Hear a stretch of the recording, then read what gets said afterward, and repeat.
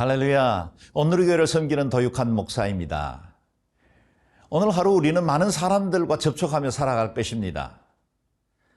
물론 일상에서 지나치는 모든 만남이 인연이 되지는 않을 것입니다. 그러나 하나님의 특별한 섭리와 계획에 의해 이루어지는 만남도 일상 중에 일어납니다. 이스라엘의 초대왕 사울과 그의 뒤를 이어 왕이 될 다윗의 첫 만남을 보면 하나님의 신실하신 섭리가 두 사람을 같은 상황을 통해 만남의 자리로 이끌어 가신다는 사실을 알게 됩니다. 두 사람을 어떤 섭리를 통해 만남의 자리로 이끌어 가셨는지 3000년 전 이스라엘 땅으로 함께 가보겠습니다.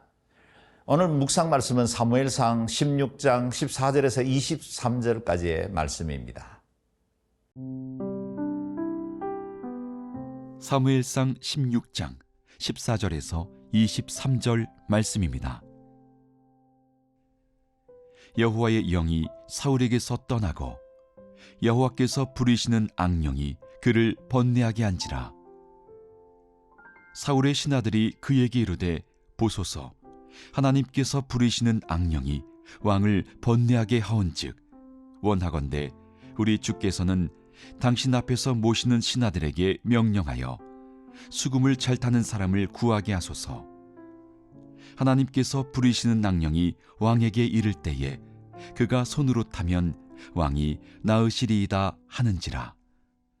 사울이 신하에게 이르되 나를 위하여 잘 타는 사람을 구하여 내게로 데려오라 하니 소년 중 한 사람이 대답하여 이르되 내가 베들레헴 사람 이새의 아들을 본즉 수금을 탈 줄 알고 용기와 무용과 구변이 있는 준수한 자라.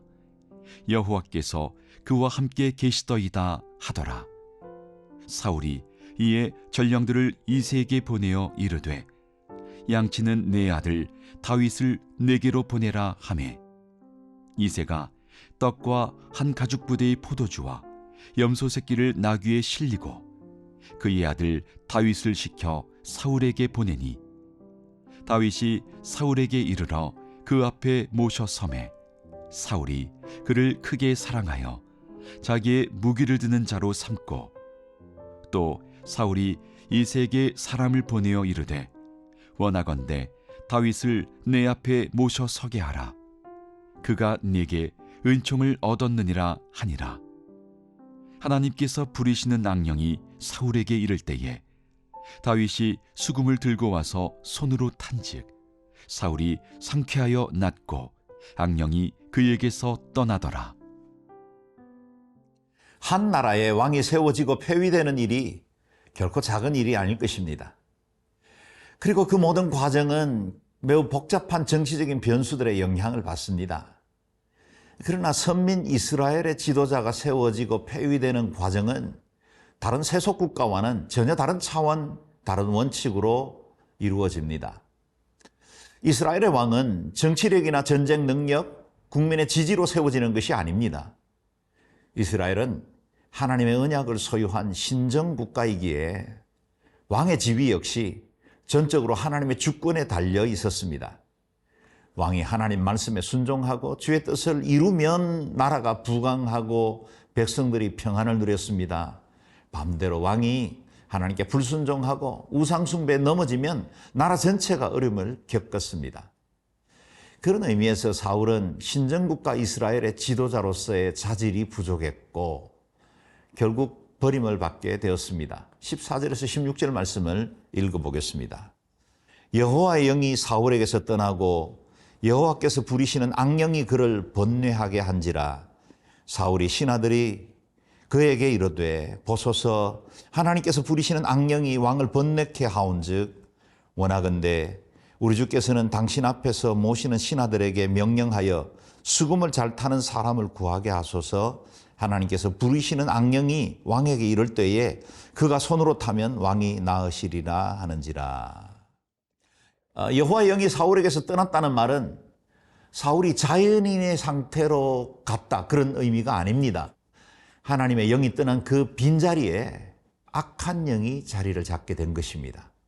악령이 사울을 번뇌하게 했다라고 하십니다. 아마도 불안과 두려움, 정신분열증 같은 증상이 드러났을 것입니다. 성령님이 떠나자 악령이 빈집을 차지해버린 것입니다. 여기서 우리가 중요한 영적 원리를 발견할 수 있습니다. 인간이 하나님을 떠나면 더 자유롭고 편안해지는 것 아닙니다. 오히려 다른 악한 존재가 들어와 지배하고 사로잡기 시작할 것입니다. 인간은 진공 상태로 존재할 수 없습니다.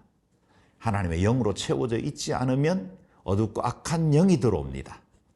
하나님의 법을 떠나 마음대로 살 수 있을 것 같지만 오히려 더 악한 자가 내 마음을 지배하고 노예로 만든다는 사실을 기억해야 합니다.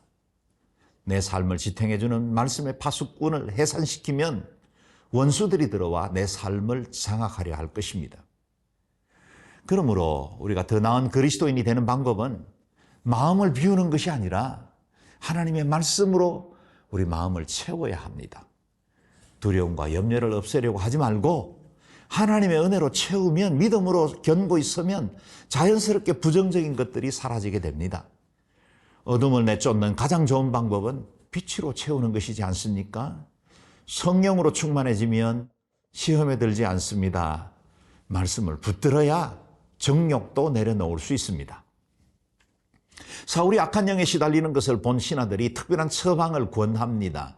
수금, 곧 하프를 잘 연주하는 사람을 구하여 악령이 왕을 지배하려고 할 때 연주하게 하라는 것입니다. 사울도 이에 동의하고 적합한 사람을 구해보라고 지시합니다. 그때 소개된 사람이 바로 다윗이었습니다. 18절에 밝힌 다윗에 대한 소개말을 보십시오. 수금 연주만 뛰어난 것이 아니었습니다. 담대한 용사였고 언변이 뛰어났으며 외모도 준수하였다고 합니다. 그야말로 문물을 골고루 갖춘 사람인 것입니다. 여전히 그는 베들레헴 작은 마을에서 양들을 돌보는 목동에 불과했지만 하나님의 신이 그와 함께 하셨고 주변 사람들의 입에서 입으로 그의 준수함이 소문나서 왕실에까지 소개될 정도가 되었습니다. 사무엘이 기름 부을 때만 해도 아버지 이새나 형들, 다윗 그 자신조차 왕으로 세워진다는 사실에 반신반의하고 있었을 것입니다. 그러나 여호와의 신이 다윗과 함께 하시자 다윗은 이스라엘의 통치자로 준비되어집니다. 아버지의 양들을 치던 목동이 이스라엘 백성들을 돌보는 목자로 빚어집니다. 여호와를 목자 삼을 때 부족함이 없는 참 위로와 평안을 함께 하신 하나님에게서 배웁니다. 양들을 해치려는 짐승들과 싸우면서 원수의 목전에서 상을 베푸시는 하나님의 승리를 신뢰하게 된 것입니다. 밤이슬을 맞으면서 양들을 지키는 그 밤하늘 무별, 그것이 바로 그가 부른 수많은 찬송의 재료가 된 것입니다. 다윗이 가진 것들은 우리를 얼마나 부럽게 만듭니까? 주옥 같은 시편, 믿음의 고백, 그리고 그 문학적 감성과 함께 이스라엘 역사상 최고의 영토를 소유할 만치 전쟁에 능한 전략가이기도 했습니다. 덕망을 가진 지도자였고 사람들의 마음을 움직이는 탁월한 언변의 소유자였습니다. 더구나 외모까지 준수했다 합니다. 하나님의 은혜를 몰빵하신 것 같습니다. 부럽습니다. 그러나 저와 여러분, 다윗이 갖춘 것들을 다 갖출 수 없더라도 다윗을 향한 이 마지막 칭찬은 우리도 꼭 들을 수 있어야 합니다. 여호와께서 함께 하시는 사람. 여호와께서 함께 하시는 사람이라는 칭찬을 받았습니다. 제일 중요한 덕목이면서도 또 누구나 받을 수 있는 복입니다.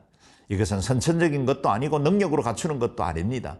중심이 하나님 앞에 바로 서 있으면 누구나 누릴 수 있는 복입니다.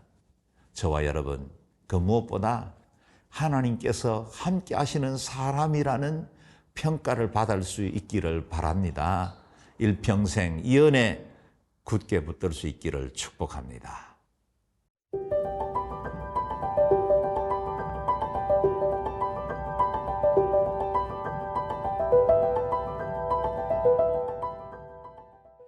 그동안 제야에서 왕의 수업을 받던 다윗이 드디어 본격적인 통치자 클래스에 들어가게 되었습니다. 사울은 한 신하의 적극적인 추천을 듣고 무명의 소년 다윗을 부르기로 하였습니다. 사울의 전가를 듣고 다윗의 여행을 준비시키는 아버지 이새의 마음을 잠깐 묵상해 보십시오.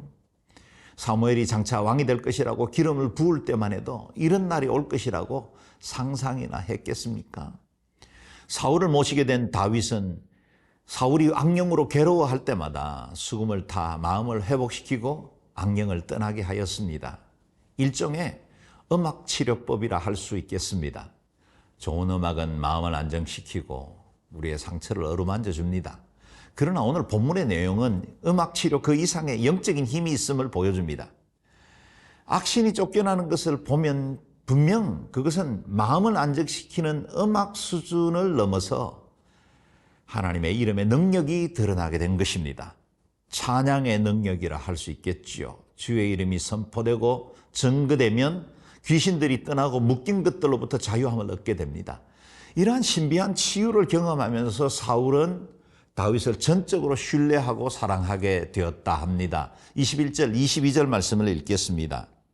다윗이 사울에게 이르러 그 앞에 모셨음에 사울이 그를 크게 사랑하여 자기의 무기를 드는 자로 삼고 또 사울이 이새에게 사람을 보내어 이르되 원하건대 다윗을 내 앞에 모셔서게 하라. 그가 내게 은총을 얻었느니라 하니라. 아멘. 사울은 금세 다윗을 크게 사랑하게 되었고 무기 드는 자, 곧 곁에서 돕는 보좌관 역할을 맡긴 것 같습니다. 사울도 다윗 그 자신도 몰랐지만 다윗을 왕으로 세워가시는 하나님의 섭리가 여기까지 두 사람의 만남을 이끄신 것입니다. 여기까지 인도하신 하나님의 절묘한 손길을 보십시오. 베들레헴에서는 다윗을 준비시켜 하나님의 사람, 영성의 사람으로 준비해 오셨고 사울의 집에서는 다윗을 절실하게 필요한 환경으로 만들어가고 계셨던 것입니다. 하나님의 완벽한 시간표에 따라 두 사람은 극적인 만남을 갖게 됩니다. 지금 여러분이 집중하고 준비하는 것이 무엇입니까? 눈에 아무런 열매가 없어 보이고 헛되이 수고하는 것처럼 여겨지더라도 실망하지 마십시오. 하나님의 일하심에는 헛된 일은 하나도 존재하지 않습니다.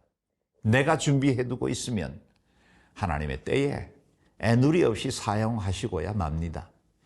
설사 나의 아프고 실패했던 경험조차 하나님께서는 이 모든 것들을 우리를 빚어가시는 작품의 재료로 삼으십니다. 피곤하여 낙심치 않으면 때가 이르면 거두게 됩니다. 하나님께서 역사하신 것처럼 완전한 길로 우리를 이끄시는 하나님을 신뢰하며 한 걸음씩 최선을 다해 가다 보면 우리를 승리자의 길로 이끄시고 복된 만남으로 이끌어 주실 줄로 믿습니다.